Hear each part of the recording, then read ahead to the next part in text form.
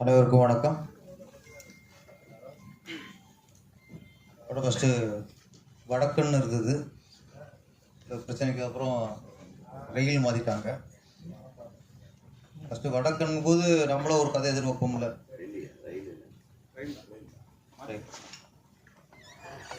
நிறைய இப்போ வட இந்தியர்கள் தமிழ்நாடு வந்ததுனால நம்ம தமிழருக்கு எவ்வளோ பாதிப்பு அப்படிங்கிறத சொல்லுவாங்க. கதை ஃபஸ்ட் நாங்கள் எதிர்பார்த்தது. நான் டோட்டலாக வேறு கோணத்தில் அவங்களுக்கு எவ்வளோ பாதிப்பு சொல்லியிருக்கிறது, நம்மளால் அவங்களுக்கு எவ்வளோ பாதிப்புங்கிறத வேறு கோணத்தில் சொல்லியிருக்கிறாரு. ஒரு நல்ல டைலாக், சூப்பர் டைலாக். பூமிக்கு எல்லாருமே இங்கே பிழைக்க வந்தீங்கன்னா ஒரு விஷயம், நம்ம தமிழர்கள் தான் உலகத்தில் பல நாடுகளில் பரவியிருக்காங்க.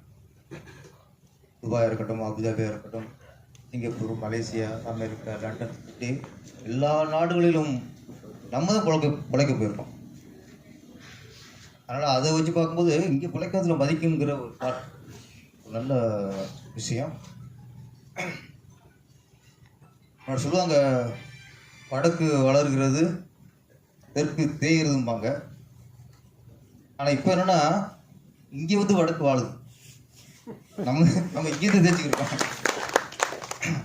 எது எப்படியோ யார் எங்கே பிழைக்க போனாலும் அங்கே இருக்கவங்க அவங்களுக்கு கை கொடுக்கணும், குறைவாக நினைக்கணும். நம்ம இதில் மொழி மதம்லாம் தாண்டி மனிதம்தான் சிறந்தது.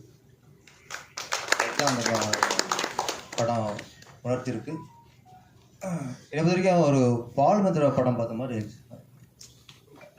மேக்கிங் லைவாக ஒவ்வொரு ஷார்ட்டும் ரொம்ப நேர்த்தியாக பண்ணியிருக்காரு. எங்கேயுமே எதுவுமே ஒரு நெருடல் இல்லை. அவ்வளோ யதார்த்தமான ஒரு மூவ் இருந்துச்சு. இதில் குறிப்பிட்டு ரொம்ப பாராட்டப்பட வேண்டியது ஒளிப்பதிவாளர் தேனி ஈஸ்வரன். அவர் லைட் பயன்படுத்தினாரா இல்லையான்னு டவுட்டாக இருக்கு. நைட் எஃபெக்டை இவ்வளோ யதார்த்தமாக காட்டினது இந்த நான் பார்த்தேன். சில நைட் எஃபெக்ட் சொல்லுவாங்க, அந்த ஆர்டிஸ்ட்க்கு கொஞ்சம் லைட் வச்சு பண்ணுவாங்க. இதில் அவ்வளவு லைவாக இருந்தது. மேக்ஸிமம் ஒரு யதார்த்த லைட்டிங்லேயே பண்ணியிருக்கேன்னு நினைக்கிறேன். நான் மேக்ஸிமம் லைட்டிங் யூஸ் பண்ணலை. அதுவும் இந்த விளக்கு, இந்த கார்த்திகை தீபம், வெளியில் அந்த ஒரு இடத்துல ஸ்டில் அவுட்டில் டிரான்ஸ்ஃபார்மரில் வேலை வைப்பான். அதெல்லாம் அவ்வளோ அருமையாக இருக்குது. ஒளிப்பதிவாளருக்கு தனி ஒரு பாராட்டு சொல்லிடுங்க அவங்களுக்கு. அப்புறம் மிஸ்டர் ஜனனி, ஆமாம், எங்கே ரீரிகார்டு வேணுமோ அங்கே மட்டும் அழகாக பண்ணியிருக்கேன். ஸோ போட்டு ஃபீலிங் எடுக்கிறக்காலாம் போட்டு ரொம்ப மெனக்காடாமல் நிறைய இடத்துல சைலண்ட். ஒரு மியூஸ்டேட்டுக்கு நிறைய யாரை சைலண்ட் கொடுக்குறாங்களோ அது ரொம்ப பெருந்தன்மையான மியூஸ்டேட் இருக்காங்க. மேக்ஸிமம் யதார்த்தமான ஒரு மியூசிக்கு எங்கே வேணுமோ அங்கே அழகாக ஒரு வாழ்த்துக்கள். இந்த படம் என்னை பற்றி ஒன்றே ஒன்று தான். இந்த கதை வேறு மாநிலத்தில் ரிலீஸாக இருந்தால் இன்னும் பெரிய ஹிட்டாக இருக்கும். ஏன்னா அங்கே தான் இந்த மனப்பான்மை இல்லை. தமிழர்கள் அரவணைக்கிற மனப்பான்மை வெளிமாநிலம் இல்லை. தமிழ்நாட்டில் எப்பவுமே வந்தார வாழ வைக்குங்கிற ஒரு மனப்பான்மை இருக்குல்ல. அதனால இது கொஞ்சம் எங்கள்கிட்ட அது ஆல்ரெடி இருக்கு. எங்கள்கிட்ட சொல்ல வேண்டிய இடம் வேறு மாநிலங்கள். நான் இங்கே ஆல்ரெடி வந்தார வாழ வைக்கும் தமிழ்ட்டு பழங்காலமாக இருந்துட்டு இருக்குது. இருந்தாலும் நல்ல ஒரு ஃபீலு. கடைசியாக அந்த ஹீரோ திருந்துற இடம், ஒவ்வொருத்த மேலே வைக்கிற நம்பிக்கை தான் அவனை திருத்தும். ஒரு திருடன் திருந்ததுக்கப்புறம் திருப்பி ஒரு திருடன்னா அவன் திருந்தவே மாட்டான். அது திருந்ததுக்கப்புறம் அவனோட மனசனை பார்க்கும். அந்த நம்பிக்கை கரெக்டாக ஒரு மாமனார் நம்பலை, பொண்டாட்டி நம்பலை, யாரோ ஒருத்தர் நம்பும் போது அங்கேயும் அவன் திருந்துறான். அப்போ நம்ம ஒருத்த மேலே வைக்கிற நம்பிக்கை தான் அவனை திருத்துங்கிறது ஒரு புதுசாக அவனை சொல்லியிருக்கிய. நிறைய விஷயங்கள் புது விஷயங்கள் அதில் வந்திருக்கு. வடக்கன் ரயிலாக மாறினாலும் உங்களுக்கு பயணம் வெற்றி பயணமாக பயணிக்கணும். தொடர்ந்து நல்ல திரைப்படங்கள் எடுத்து தொடர்ந்து தமிழ் திரையுலகில் ஒரு மிகப்பெரிய இயக்குனராக உருவாகணும். பாஸ்கர் சக்தி. நன்றி, வணக்கம். பாஸ்கர் சக்தி அவர்கள் சில வார்த்தை பேசுவார். அனைவருக்கும் என்னுடைய பணிவான வணக்கம்.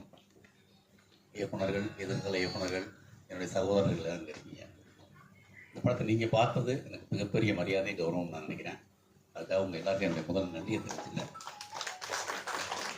படத்தை பற்றி நான் மனசில் நினச்சிருந்தது எல்லாமே பேரரசு சார் வந்து ரொம்ப அருமையாக சொல்லிட்டார். யாதும் ஊரே யாவரும் கேள்வின்னு 2000 வருஷத்துக்கு முன்னாடியே எழுதின ஒரு பாரம்பரியத்தின் தொடர்ச்சி தான் நம்ம. அந்த விஷயத்தை இப்போ நம்ம இந்த மொழியில் சொல்லணும்னு நான் ஆசைப்பட்டேன்.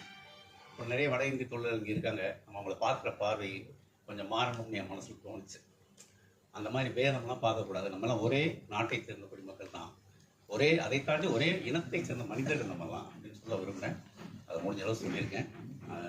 பேரரசர் சொன்ன அந்த மிகப்பெரிய வார்த்தைகளுக்கு என்னுடைய பணிவான நன்றியை நான் சொல்லிக்கிறேன். இந்த படம் பற்றி பலவிதமான விமர்சனங்கள் வந்துட்டு இருக்கீங்க, படிச்சிருக்கீங்க, உங்களுக்கு தெரியாதது இல்லை. இந்த படம் கொஞ்சம் மெதுவாக நகர்கிறது, குறிப்பாக முதல் பாதி ரொம்ப மெதுவாக நகருதுன்னு எல்லாருமே சொல்கிறாங்க. அது எனக்குமே ஒரு உண்மைதான். அதை நான் திட்டமிட்டு தான் செஞ்சேன். என்ன காரணம்னா, இந்த மாதிரியான உணர்வுபூர்வமான விஷயங்களை வந்து படபடன்னு வேகமாக சொன்னால் பதியாது மனசில். ஸோ அதை வந்து இந்த ஒரு விதத்தில் சொன்னால் தான் இது உள்ள கனெக்ட் ஆகும் அப்படிங்கிற ஒரு நம்பிக்கையில் நான் சொன்னேன். கொஞ்சம் வேகமான படம் பார்த்து பழகிய தலைமுறைகளுக்கு அது கொஞ்சம் வித்தியாசமாகப்படுது, அவ்வளோதானே தவிர ஒரு படத்தின் கதையை எந்த மொழியில் சொல்லணுங்கிறது நம்ம மனதில் ஒரு தீர்மானம் இருக்கும். உனக்கெல்லாம் இயக்குனர் அவங்களுக்கு தெரியும். ஸோ அந்த விதத்தை நான் இதை சொன்னேன். இந்த படம் வந்து ஓரளவு படம் பார்த்துட்டு வர எல்லார்ட்டையும் பேசும்போது எல்லாரும், குறிப்பாக பெண்கள் வந்து இந்த படத்தை வந்து ரொம்ப தங்களோட கனெக்ட் பண்ணிக்கிறாங்க. உண்மைதான் நீங்கள் சொல்கிறது, ரொம்ப சரியாக சொல்லியிருக்கீங்கன்னு கண் விட்டு அழுகிறாங்க. 2வது பகுதியில் நிறைய பேர் எமோஷனலாக கண்கலங்கி அழுகிறதையும் நான் பார்க்குறேன். அதுவே ஒரு பெரிய அங்கீகாரமாகவும் கௌரவமாகவும் நான் நினைக்கிறேன். இந்த படத்தை பற்றி நீங்கள் உங்களுடைய கருத்துக்கள் எதுவாக இருந்தாலும், பாசிட்டிவாக இருந்தாலும் நெகட்டிவாக இருந்தாலும் நீங்கள் தாராளமாக சொல்லுங்கள். உங்களுடைய கருத்துக்களுக்கு நான் மிகுந்த மரியாதை அளிக்கிறேன். நன்றி. அடுத்த தயாரிப்பாளர் திரு வேடியப்பன் அவர்கள் சில வார்த்தைகள் பேசுவார். அனைவருக்கும் வணக்கம். வடக்குங்கிற தலைப்பு ரயிலா மாறின மாதிரி தான் நான் நம்மளுடைய இயக்குனர் சங்கத்தோட உறுப்பினர் இயக்குனராக இருக்கணும். கொஞ்சம் மாறி தயாரிப்பாக மாறிட்டேன். விரைவில் வந்து அதுக்கான வாய்ப்புகளை வந்து குரல் வழங்கும்.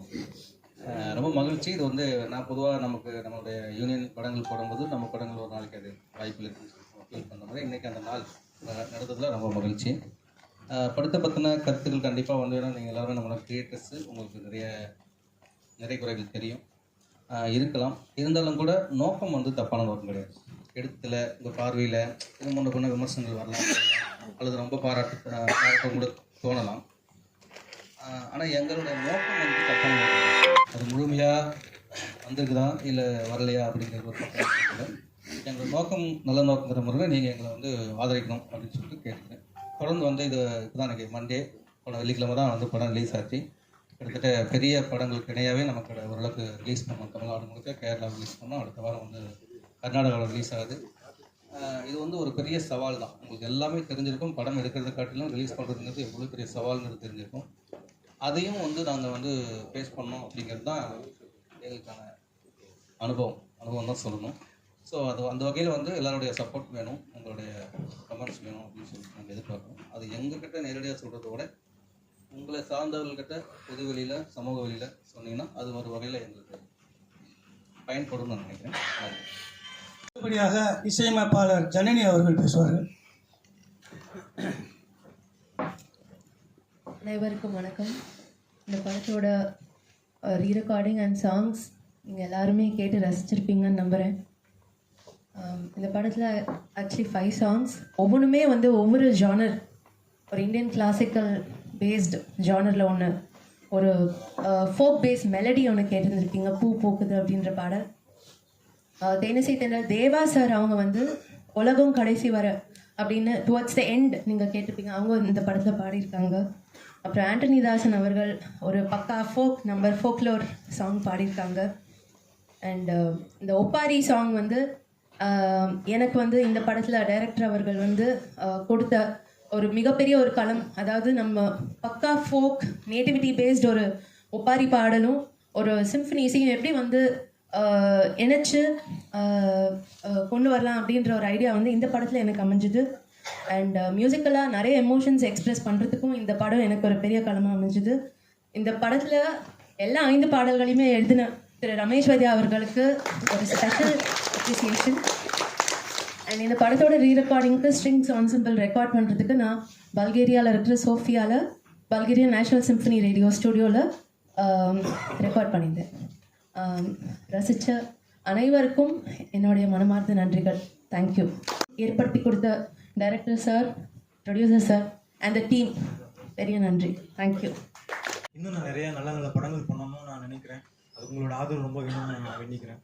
மேடையில் இருக்கக்கூடிய எல்லாருக்குமே வந்து நன்றியும் வணக்கத்தையும் நான் தெரிவிச்சுக்கிறேன். Thank you so much. இந்த திரைப்படத்தை பற்றி நான் ஒரு 4-5 நாளாகவே எல்லா விமர்சனங்களையும் பார்த்தேன். படம் பார்க்கல. எந்த விமர்சனத்துலேயும் இந்த படத்தை பற்றி தவறாக சொல்லலை. எல்லாமே மிக சிறப்பாக சொல்லியிருந்தாங்க. அந்த விமர்சனங்கள்லேருந்தே இந்த கதை எனக்கு தெரிஞ்சு போச்சு. ஸோ அதில் மிக அற்புதமான விஷயத்தை இன்றைக்கி சாராய சாப்பிட்றதுனால என்னென்ன விளைவுகள் எல்லாம் வருதுன்னு இன்றைக்கி நம்ம கண் முன்னாடி பல உயிர்களை பறிகொடுத்து கொண்டிருக்கின்ற ஒரு சூழ்நிலையில் ஒரு குடிகாரன் மாறுவதற்கு எப்படி மற்ற நண்பர்கள் உதவிகரமாக இருக்காங்க. அதில் ஒரு வடக்கன் வந்து தன் உயிரையே தியாகம் செய்கிறான். இந்த மாதிரி விஷயத்தெல்லாம் வச்சு ரொம்ப அழகாக ஒரு நேர்த்தியான ஒரு திரைப்படத்தை எடுத்த இந்த ஒட்டுமொத்த குழுவினருக்கும் எனது மனமார்ந்த வாழ்த்துக்கள். குறிப்பாக வேடியப்பன் அவர் நம்ம சங்க உறுப்பினர் என்றதில் ரொம்ப சந்தோஷம். என்ன சந்தோஷம், சங்க உறுப்பினர் இல்லாத ஒருத்தரை டைரக்டராக போட்டு எடுத்துக்கிறாரு.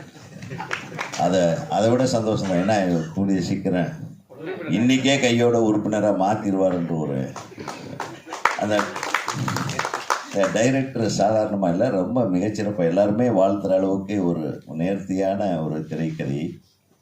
எல்லாம் இன்றைக்கி ஒரு வாய்ப்பு கிடைச்சா என்னென்ன மாதிரி வேணாலும் எடுக்கலாம். ஒரு நல்ல விஷயத்தை எடுத்து சொல்லணும்னு நினச்சிருக்கிற அந்த இயக்குனருக்கு நம்மளுடைய மனமார்ந்த வாழ்த்துக்கள்.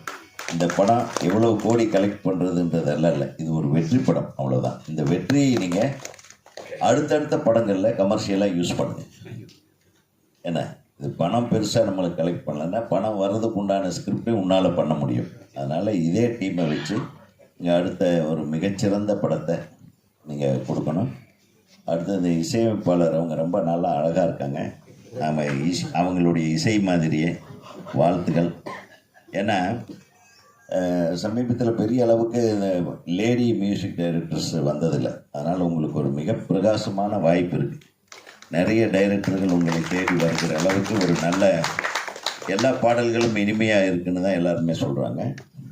அது கொஞ்சம் அந்த கிளாசிக்கல் டச்சோட அந்த பழைய சுவை மாறாமல் புதிய ஒரு கோப்பையில் நீங்கள் கொடுத்துருக்கீங்க. உங்களுடைய இசையமைப்புக்கும் ரீ ரெக்கார்டிங் எல்லாத்துக்கும் எனது மனமார்ந்த வாழ்த்துக்கள். அது மாதிரி ஒளிப்பதிவாளருக்கு தம்பி சொன்னார், நான் படம் பார்க்காதனால அதை சொல்ல. பட் அப்படி வந்து நம்ம பேரரசு வந்து ஒரு சீக்கிரம் ஒரு ஆளை பாராட்டவே மாட்டான். நான்லாம் பேரரசுக்கிட்ட நல்ல பேர் வாங்குறதுக்கு கிட்டத்தட்ட 4 வருஷம் ஆச்சு. நான் எல்லாத்தையும் பாராட்டிடுவேன், ஓப்பனாக பேசிடுவேன், ஏதாச்சும் கலாட்டா பண்ணுவேன். ஆனால் அவர் யோசனை பண்ணி ஒரு 10 தடவை யோசனை பண்ணி தான் சொல்லுவார். பட் அவரே உடனே சொல்லியிருக்காருன்னா இந்த திரைப்படத்தின் ஒளிப்பதிவு நல்லா இருக்குல்ல.